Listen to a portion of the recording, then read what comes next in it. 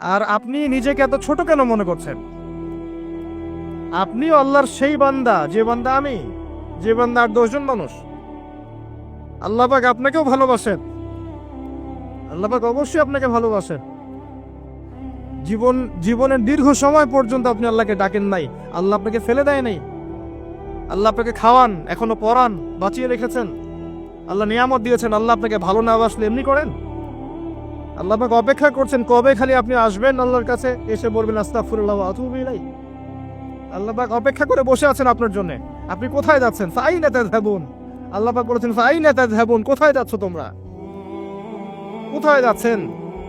টাকার পিছনে, বাড়ি গাড়ি, স্ট্যাটাস, স্ত্রী সন্তান, ভোগ বিলাসের পিছনে?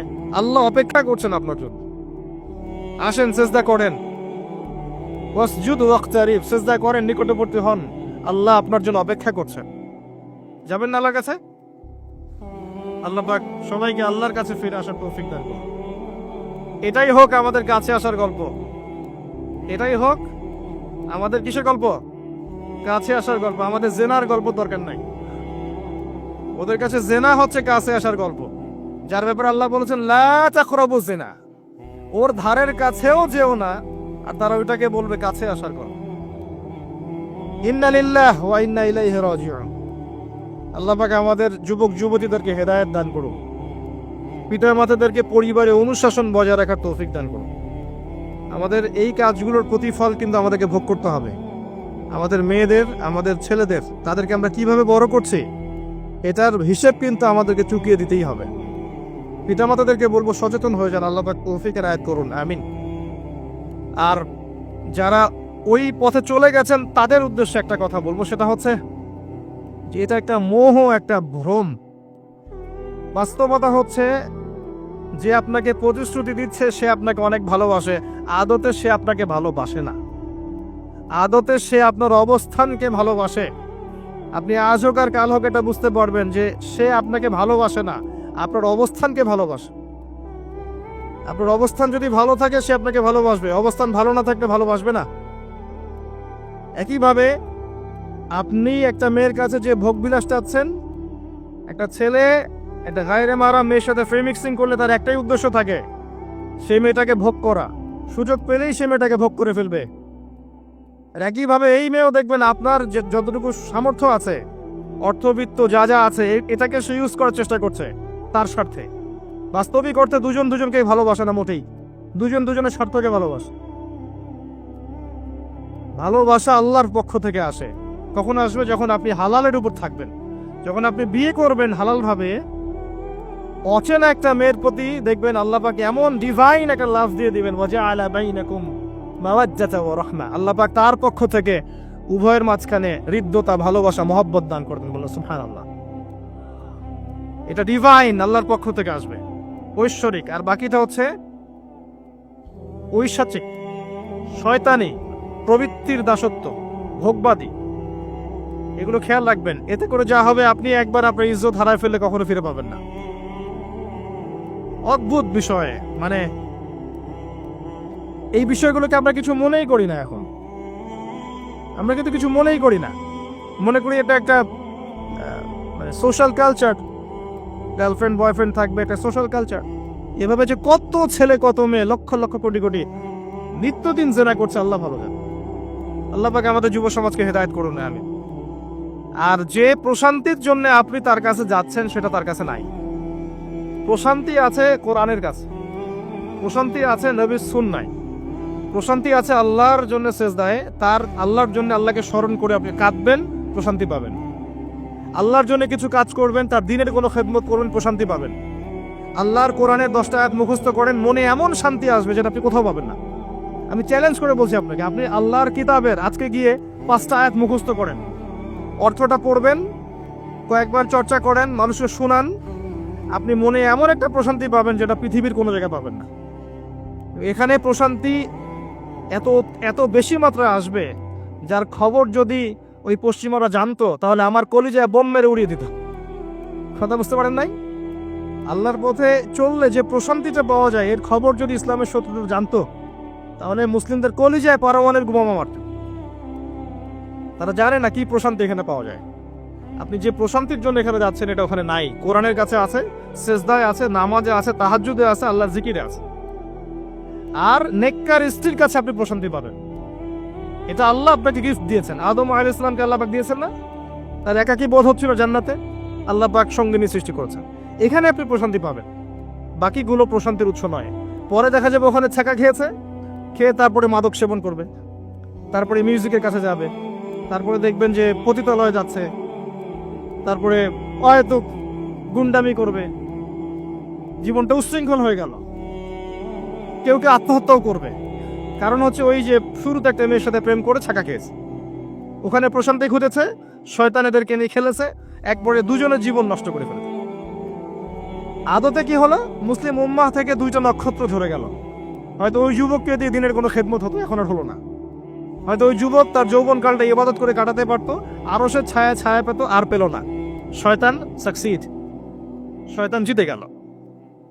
এই হচ্ছে বাস্তবতা। বাস্তবতা বোঝেন, আল্লাহর কাছে ফিরে আসেন, আল্লাহ আপনার অপেক্ষা করছেন। আসবেন না আল্লাহর কাছে? এটাই হোক আল্লাহর কাছে আমাদের কাছে আসার গল্প। আল্লাহ পাক আমাদেরকে তৌফিক দান করুন, আল্লাহুম্মা আমিন। তো সুন্নতের কথা বলতে গিয়ে আসলাম। নবী সাল্লাল্লাহু আলাইহি ওয়াসাল্লামের সুন্নাহ আমরা যেন আমাদের সামগ্রিক জীবনে পালন করার চেষ্টা করি, আল্লাহ পাক চেষ্টাটা যেন কবুল করেন, আমিন। এরপরে আছে সালাতের কথা, তারপরে আছে আপনার যাকাতের কথা। নিসাব পরিমাণ সম্পত্তি হয়ে গেলেই যাকাত দিতে হবে। এটা নফল কিছু নয়, ফরজ জিনিস। যদি আপনি সামর্থ্যবানদের যাকাতগুলো কালেক্ট করতে পারতেন, কেউ যদি পারত, দেখতেন এই যাকাতের অর্থগুলো দিয়ে এত এত মানে বিগ বিগ প্রজেক্ট করা যেত, যেটা আপনি কল্পনা করতে পারবেন। এটা কিন্তু নফল কিছু নয়, দিতেই হবে, বাধ্যতামূলক। যাকাত আল্লাহ পাক এই জন্য ফরজ করেছেন যাতে করে সমাজের মধ্যে ধনী এবং গরিবের সাম্য বজায় থাকে। এটা গরিবের হক। যাদের উপর যাকাত ফরজ হয়েছে তারপরেও যাকাত দিচ্ছে না, এদের সম্পত্তিগুলোকে আল্লাহ পাক কিয়ামতের দিন গলাবেন, মানে ধাতুতে পরিণত করে গলাবেন, গলিয়ে কপালে, গালে, পিঠে, চেহারায় লেপটে দিবেন। বলেন নাউজুবিল্লাহ। সূরা তাওবা পড়ে দেখেন, সূরা তাওবার মধ্যে এটা আছে। সম্পত্তি গলানো হবে, গলে একটা সোনা, তামা, ব্রোঞ্জ এগুলো গলালে কেমন হবে? এগুলো উত্তপ্ত করে যদি গায়ে লাগিয়ে দেওয়া হয় কেমন শাস্তি হবে? বলা হবে এটাই সেই তোমার সম্পদ যা তুমি সঞ্চয় করেছিলে, আজকে এটা আযাব ভোগ করো। নাউজুবিল্লাহ। এটা সমাজের সাম্য বজায় রাখে, গরিব আর ধনীর মধ্যে একটা ব্যালেন্স বজায় রাখে। এটা গরিবের হক। যখন আমরা যাকাত দিব না, গরিব মানুষের মাথাপিছু যে মানটা আছে জীবনযাত্রা, এটা আরো কমে যাবে। এটাতে শুধুমাত্র একটা রাষ্ট্রেরই উপকার হয় না, ব্যক্তি পর্যায়ে উপকার হয়। যখন ব্যক্তি পর্যায়ে যাকাত চলে যাবে সবার হাতে হাতে, দেখবেন আজকে যে খেতে পারছে না সে কালকে দুবেলা খেতে পারবে ইনশাআল্লাহ। আর অনেক মুসলিম আছি আমরা যারা সালাত পড়ি, যাকাত দেই না, আছি না? যাকাতকে আমরা ফরজই মনে করি না। যদি বলা হয় ইসলামের 5টা পিলার বলেন, বলবে কালিমা, নামাজ, রোজা, হজ, যাকাত। যাকাত সবচেয়ে শেষে, তাই না? যাকাতকে পাঠাইছে সবচেয়ে শেষে, অথচ আল্লাহ বলেছেন কালিমা, তারপরে সালাত, তারপরে যাকাত, তারপরে সাওম, তারপরে হজ। যাকাতকে গুরুত্ব দিন, এটা ইসলামিক অর্থনীতির মূল ভিত্তি। যাকাতের উপরে আল্লামা তাকি উসমানী শাইখের একটা বই আছে, এই বইটা পড়তে পারেন, অত্যন্ত চমৎকার। যাকাত নিয়ে বিস্তারিত আলোচনা করা হয়েছে এবং যাকাত কিভাবে মানবতার উপকার করবে এটা বলা আছে। আজকে এটা টপিক না, আমি না হলে অনেক লম্বা কথা বলতে পারতাম। আল্লাহ পাক আমাদের সবাইকে যাকাত দেওয়ার তৌফিক দান করুন, আমিন।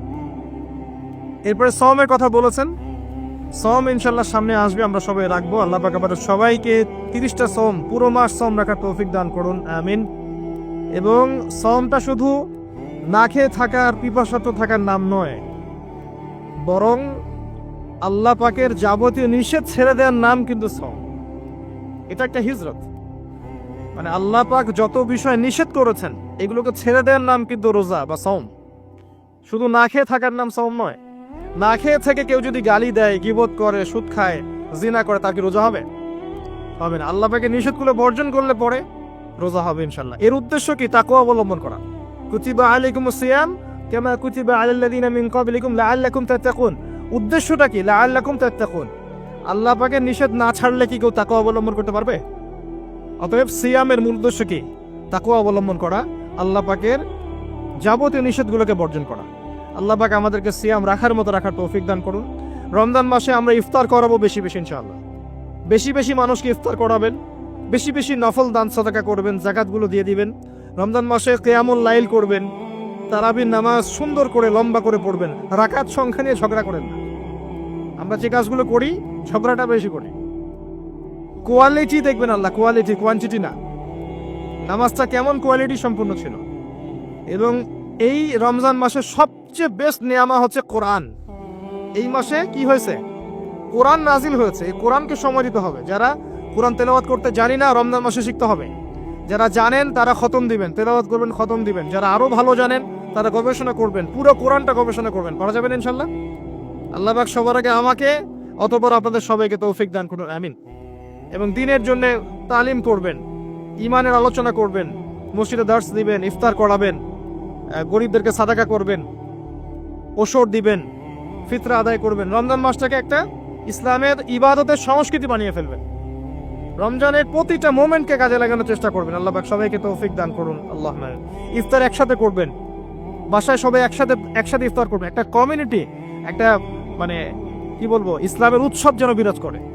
পরিবারের ছোটরা দেখবে যে রমজানে আমরা সবাই একসাথে ইফতার করি। একটা বড় থাল কিনবেন বাসায়, এই বড় থালে খাওয়া কিন্তু সুন্নাত। একটা বড় থাল যেখানে পরিবারের সবাই সদস্য মিলে খাবেন। বাচ্চা কাচ্চা, ছোট ছোট বাচ্চারা দেখে দেখে বড় হবে যে আমরা রমজান মাসে বাবা মা সবার সাথে বসে খেয়েছি। এভাবে ওদেরকে হাদিয়া দিবেন। রোজা রাখলে উৎসাহিত করবেন, রোজা রাখলে গিফট দিবেন, হাদিয়া দিবেন।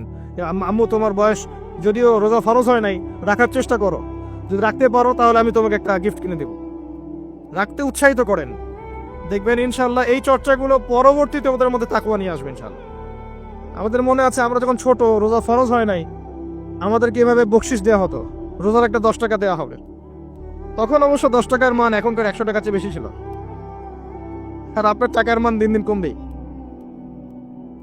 কারণ ইসলামিক কারেন্সি যারা বোঝে না তারা এগুলোর সম্পর্কে বিরূপ মন্তব্য করতে পারে। বাট আমরা জানি যে একটা সভ্যতা মানুষের সম্পদ চুষে খাচ্ছে, এবং ডে বাই ডে এটা হতেই থাকবে।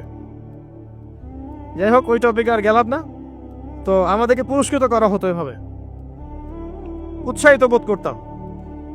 কয়টা রেখেছি? 7টা, তারপরের বছর 10টা, তারপরের বছর 15টা। এভাবে করতে করতে দেখবেন আপনার বাচ্চা রোজা রাখা শিখে যাবে। এবং সওম রাখলে শরীরের কোনো ক্ষতি নাই, উপকার ছাড়া। ক্ষতি আছে?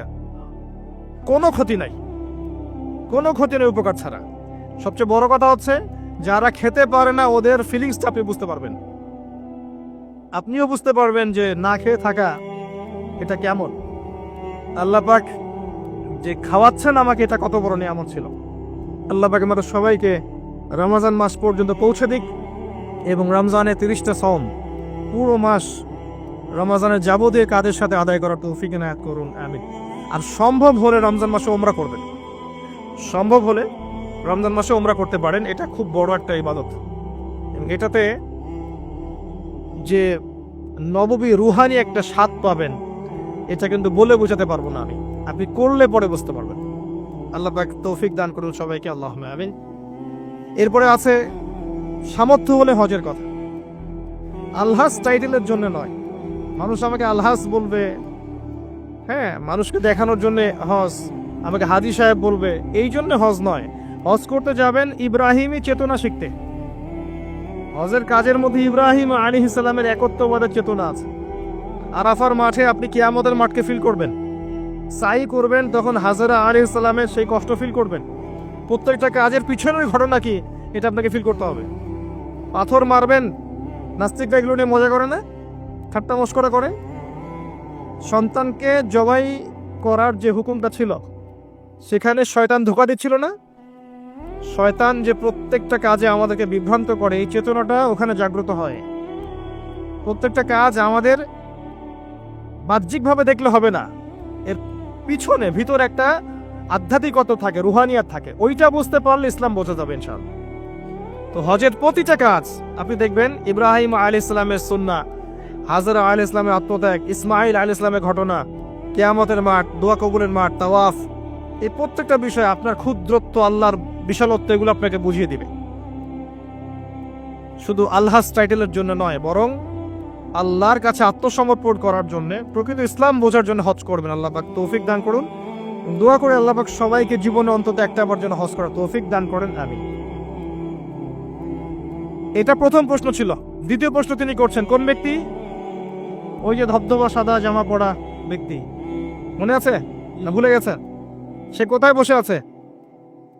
হ্যাঁ, সামনে, হাঁটুর সাথে হাঁটু লাগিয়ে। হাত কোথায়? উরুর উপরে। উস্তাদের সামনে বসার আদব এটা, উস্তাদের সামনে বসার আদব। দ্বিতীয় প্রশ্ন করছে, ও এবার সেই ব্যক্তি বলছে সাদাক, আপনি সত্য বলেছেন। এবার পাশে ছিলেন উমর রাদিয়াল্লাহু আনহু, তিনি বলছেন ফাআজিবনা লাহু, আমরা অবাক হয়ে গেলাম। ইয়াসআলুহু ওয়া ইউসাদ্দিকুহু, সে নিজেই প্রশ্ন করলো, নিজেই আবার সত্যায়ন করছে। কে এই ব্যক্তি? কারণ যে প্রশ্ন করে সে কি সত্যায়ন করতে পারে? আপনি জানতে এসেছেন, একটা বিষয় জানতে এসেছেন, উত্তর পেলেন, আপনি নিজে বলছেন হ্যাঁ আপনি সত্য বলেছেন, তার মানে আপনি আগে থেকে জানেন, তাই না? এবার দ্বিতীয় প্রশ্ন করছেন তিনি, ইয়া মুহাম্মদ, বলেন সাল্লাল্লাহু আলাইহি ওয়াসাল্লাম, আখবিরনি আনিল ঈমান, আমাকে ঈমান সম্পর্কে বলুন। এখন নবী সাল্লাল্লাহু আলাইহি ওয়াসাল্লাম বলছেন আল ঈমান, ঈমান হচ্ছে আন তুমিনা বিল্লাহ, তুমি বিশ্বাস করবে প্রথমত এক আল্লাহর প্রতি, ওয়া মালাইকাতিহি, তার ফেরেশতা মণ্ডলীর প্রতি, ওয়া কুতুবিহি, সমস্ত আসমানি কিতাবের প্রতি, ওয়া রুসুলিহি, সমস্ত নবী রাসূলগণের প্রতি, ওয়াল ইয়াউমিল আখির, পরকালের জীবনের প্রতি। 6 নাম্বার, ওয়া আন তুমিনা বিল কদরি খাইরিহি ওয়া শাররিহি, এবং তুমি ঈমান আনবে, বিশ্বাস করবে তাকদীর বা ভাগ্যের ভালো মন্দের প্রতি। এই 6টা বিষয়ের প্রতি মনে বিশ্বাস করবে, মুখে স্বীকার করবে এবং কাজে বাস্তবায়ন করবে, এর নাম হচ্ছে ঈমান। মনে থাকবে? কয়টা বিষয়? 6টা। এখানে একটা কথা আমি বলি, আগেও বলেছি আবার বলছি, এই 6টা বিষয় গায়েবের বিষয়। এগুলোকে আপনি যুক্তি, বিজ্ঞান, দর্শন দিয়ে প্রমাণ করতে পারবেন না। পারবেন? পারবেন না। পরীক্ষা নিরীক্ষা, যুক্তি, বিজ্ঞান, দর্শন দিয়ে ল্যাবরেটরিতে বসে কি আল্লাহ, ফেরেশতা, আসমানি কিতাব, নবী রাসূল, পরকালে পরীক্ষা করা যায়? যায় না। এগুলো কিসের বিষয়? গায়েবের বিষয়। আল্লাযীনা ইউমিনুনা বিল গায়ব, মুত্তাকি কারা? যারা গায়েবে বিশ্বাস করে, এদের জন্যই হচ্ছে আলিফ লাম মিম যালিকাল কিতাব লা রাইবা ফি হুদাল লিল মুত্তাকিন। তো ঈমানের 6 পিলারকে 3টা কাজ করতে হবে: মনে বিশ্বাস, মুখে স্বীকৃতি এবং কাজে বাস্তবায়ন। যারা শুধু বিশ্বাসটাকেই সবকিছু মনে করে, এদেরকে বলা হয় মুরজিয়া বা শৈথিল্যবাদী। আর যারা কাজ করতে গেলেই পান থেকে চুন খসলেই কাউকে কাফের বলে ফেলে, এদেরকে বলা হয় খাওয়ারেজ বা খারেজি। আহলে সুন্নাহ ওয়াল জামায়াতের আকীদা হচ্ছে মাঝখানে। ঈমানের বেইজ হচ্ছে দুটো জিনিস: মনে বিশ্বাস, মৌখিক স্বীকৃতি। কাজে বাস্তবায়ন হচ্ছে ফুরুর বা শাখা। কাজ করতে গিয়ে যদি আপনার ভুল হয়, কবিরা গুনাহ করে ফেলেন, আপনি কাফের হবেন না, বরং ফাসেক বা জালেম হতে পারেন। এবং কবিরা গুনাহ করে ফেললেই কাউকে হত্যা করা জায়েজ নাই, তার তওবার দরজা কি আছে? খোলা আছে। এই হলো ঈমান। তারপরে তিনি আবার প্রশ্ন করছেন, ইয়া মুহাম্মদ, বলেন সাল্লাল্লাহু আলাইহি ওয়াসাল্লাম, আখবিরনি আনিল ইহসান, আমাকে ইহসান সম্পর্কে বলুন।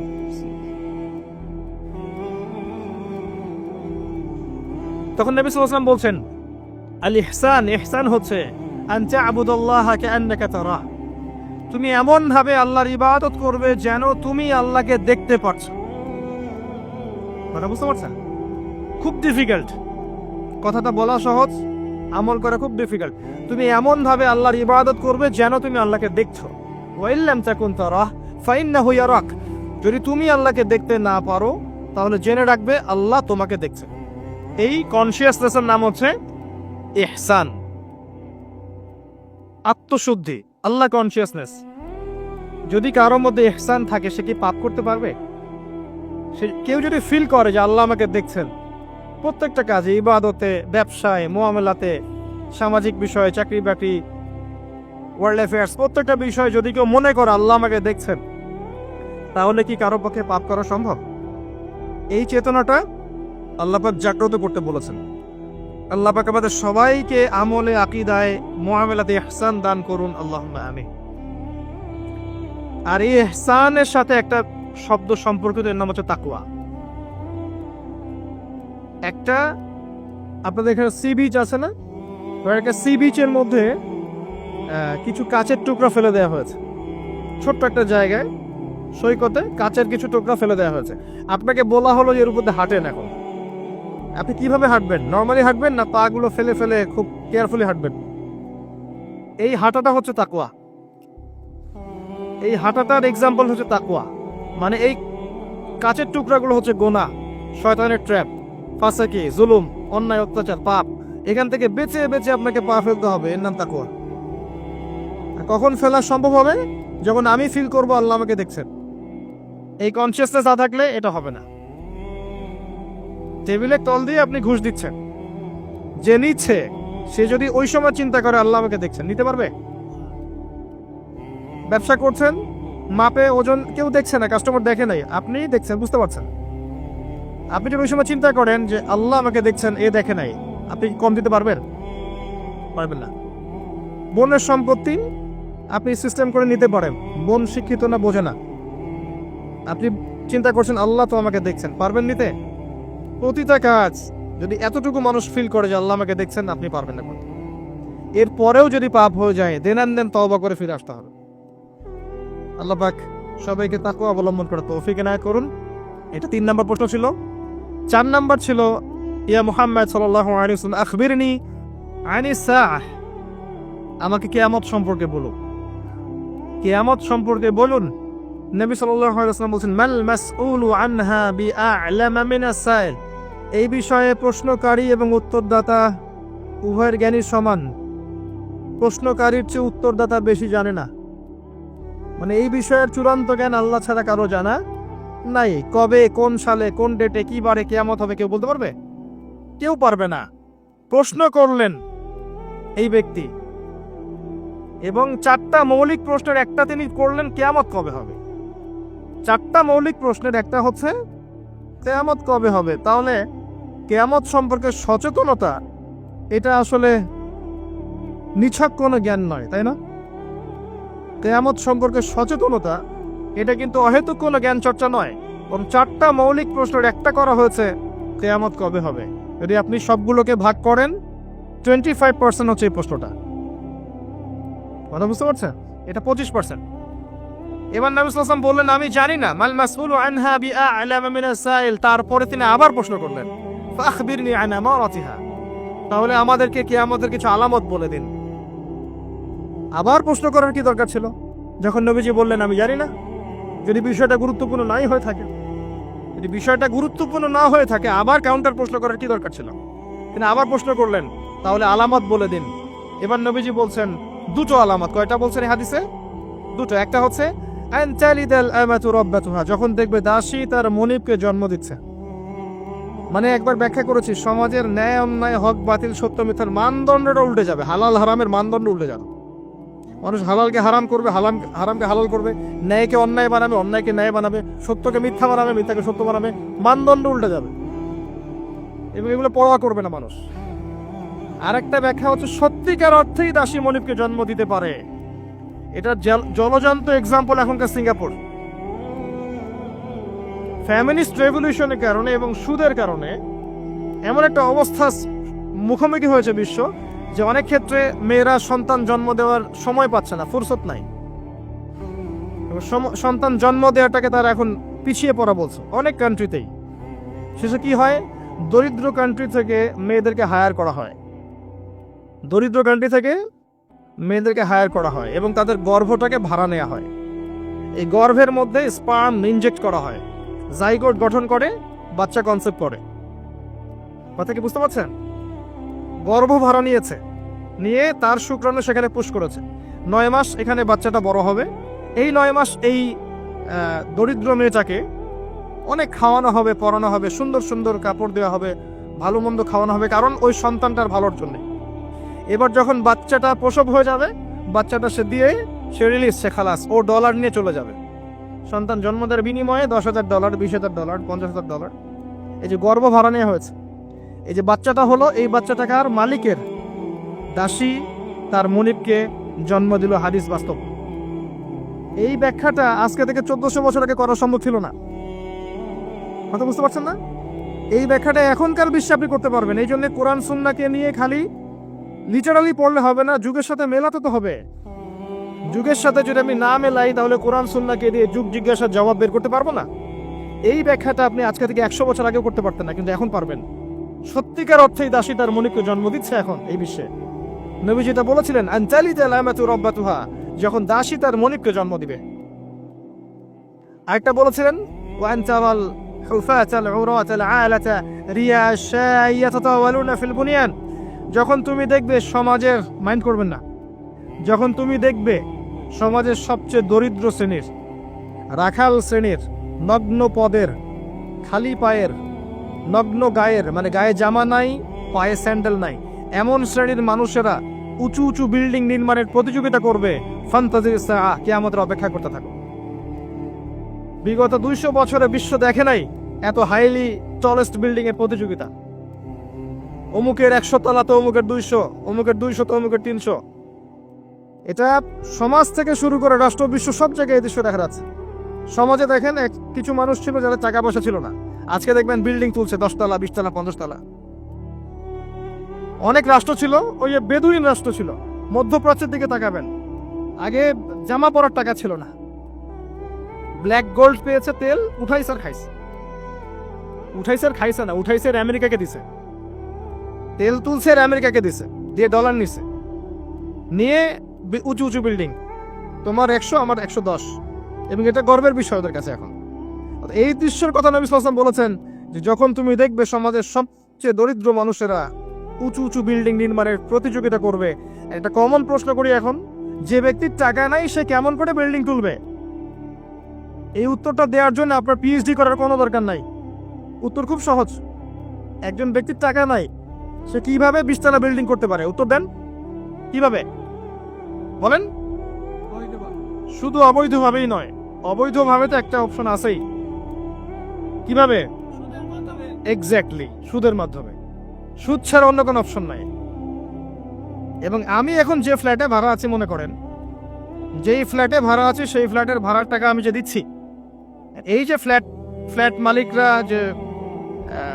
ভাড়াটিয়াদের কাছ থেকে প্রতি মাসে ভাড়া তুলে এই ভাড়ার টাকা থেকে লোন শোধ করছেন ব্যাংকের এখন আমি সুদ খাচ্ছি না আমি নিজেও সুদের সাথে সম্পৃক্ত হয়ে গেলাম তাহলে আমার টাকা দিয়ে সে সুদের ঋণ পরিশোধ করছে এটা সেই যুগ যে যুগে একটা মানুষও সুদ থেকে বাঁচতে পারবে না ইল্লা মাশাআল্লাহ বাঁচতে পারবে কারা ওই যে ছোট্টখাটো দ্বীপে যারা বাস করে সোসাইটির সাথে কোনো সম্পর্ক নাই ওরা হয়তো পারতে পারে নাগরিক জীবনে কেউ সুদ থেকে বাঁচতে পারবে না এই যুগের কথা নবী সাল্লাল্লাহু আলাইহি ওয়াসাল্লাম হাদিসের মধ্যে বলে গেছেন একটা যুগ আসবে যখন সমাজের প্রায় প্রতিটা মানুষ সুদ খাবে যে খাবে না তার গায়েও এসে সুদের ধুলা লাগবে এটা সেই যুগ অনলি রিবার মধ্যে সুদের লোনের মধ্য দিয়ে সম্ভব নগ্ন পদের মানুষের বিল্ডিং নির্মাণ করা অন্য কোনো অপশন নাই আরেকটা অপশন হচ্ছে দুর্নীতি করা এবং মানুষের টাকা পয়সা মেরে খাওয়া অবৈধ পথে ন্যায় পথে কোটি কোটি টাকা জমিয়ে পরে এটা করা quite impossible so very difficult এটা সম্ভব না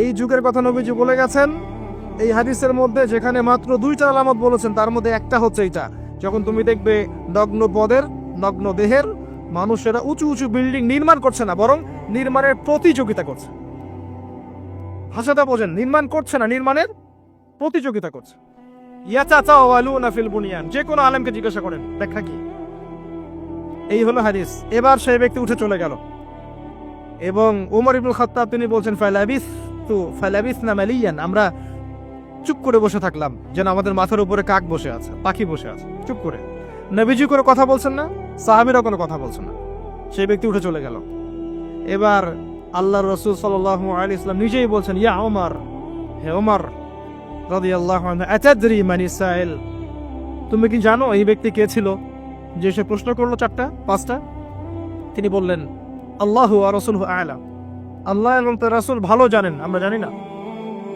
নবী সাল্লাল্লাহু আলাইহি ওয়াসাল্লাম বলেন ইন্নাহু জিবরিল সেই ব্যক্তি ছিল জিবরাইল আলাইহিস সালাম আতাকুম ইউআল্লিমুকুম দীনাকুম তো তিনি এসেছিলেন তোমাদেরকে তোমাদের দ্বীন ইসলাম শেখাতে তিনি এসেছিলেন তোমাদেরকে তোমাদের দ্বীন শেখাতে তাহলে দ্বীনের মৌলিক প্রশ্ন কয়টা পেলাম ইসলাম কাকে বলে ঈমান কাকে বলে ইহসান কাকে বলে কিয়ামত কবে হবে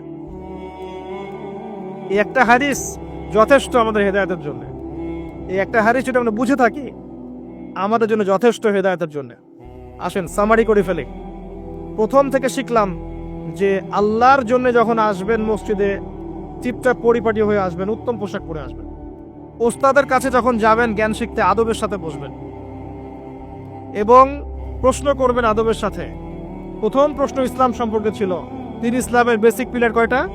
5টা। তাওহীদ, যার মধ্যে আসবে তাওহীদ এবং সুন্নাহ, লা ইলাহা ইল্লাল্লাহ এবং মুহাম্মাদুর রাসূলুল্লাহ। এরপরে আসবে সালাত, 5 ওয়াক্ত সালাত কায়েম করা, তারপরে যাকাত প্রদান করা, রমাদান মাসের সাওম এবং সামর্থ্য হলে হজ। ইসলাম হয়ে গেল। ইসলামই একমাত্র জীবন ব্যবস্থা, এর বাইরে কিছু আছে? কেউ তালাশ করলে কবুল করা যাবে? যাবে না। এটা মেনে নেওয়ার পর আমলে ভুল হলে কি করতে হবে? তওবা করে ফিরে আসতে হবে। আল্লাহ পাক ইনশাআল্লাহ মাফ করে দিবেন। যদি কোনো ব্যক্তি আল্লাহর সাথে শিরিক না করে, কবিরা গুনাহ থেকে দূরে থাকে, আশা করা যায় আল্লাহ পাক তার সমস্ত সগীরা গুনাহ মাফ করে দিবেন ইনশাআল্লাহ। হতাশ হবেন না, আল্লাহ আপনার অপেক্ষায় তার কাছে ফিরে আসেন।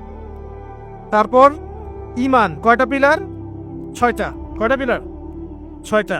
প্রথমটা কি? আল্লাহ বিশ্বাস, ফেরেশতাগণে বিশ্বাস, নবী রাসূলগণে বিশ্বাস, আসমানি কিতাব সমূহে বিশ্বাস, পরকালের জীবনে বিশ্বাস এবং ভাগ্যের ভালো মন্দে বিশ্বাস। এই 6টাকে কি করব? মনে বিশ্বাস করব, মুখে স্বীকার করব, আর কাজে বাস্তবায়ন করব। কাজে বাস্তবায়ন করতে গিয়ে যদি ভুল হয়ে যায় তখন কি করবেন? কাফের হয়ে যাবে? সে তওবা করে ফিরে আসার সুযোগ আছে। এরপরের ইহসান কাকে বলে? ইসলাম পালন করতে গিয়ে এমনভাবে করা, আল্লাহর ইবাদতটা এমনভাবে করা যেন আমি আল্লাহকে দেখছি, আল্লাহকে হাজির নাজির মনে করে কাজ করা। আর যদি আমি আল্লাহকে দেখতে না পাই, মনের মধ্যে চেতনা থাকবে কি? আল্লাহ আমাকে দেখছেন। তারপরে কনসিয়াসনেস, সময় কম, কিয়ামত কবে হবে। আমরা শেষ জামানায় বাস করছি, সময় শর্ট।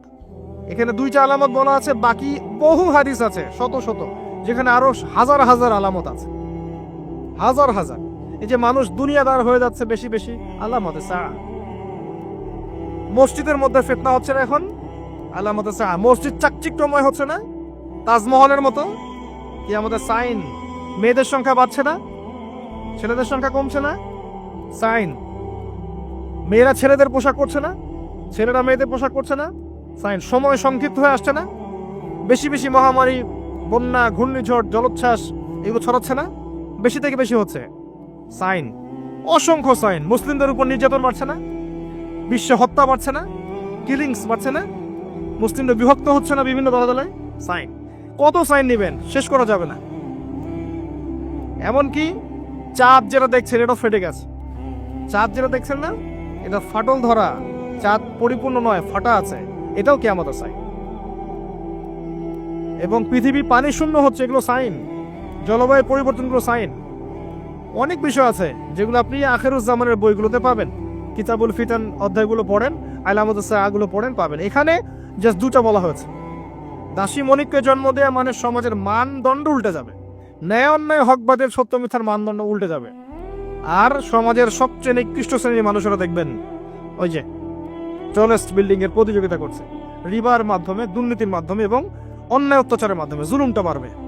আরেকটা হাদিসে আছে, যখন আমানতের খেয়ানত করা হবে, সাহাবীরা বললেন যখন আমানতের খেয়ানতটা বুঝলাম না কিভাবে। নবীজি বললেন যখন অযোগ্য ব্যক্তিকে, অনুপযুক্ত ব্যক্তিকে দায়িত্ব দেওয়া হবে তখন বুঝে নিবে এটা আমানতের খেয়ানত। আর এটা সব ক্ষেত্রেই, ধর্মীয় ক্ষেত্রে, সামাজিক ক্ষেত্রে, সব ক্ষেত্রে, সব ক্ষেত্রে। আল্লাহ পাক আমাদেরকে কিয়ামতের আলামতগুলো বোঝার তৌফিক দান করুন।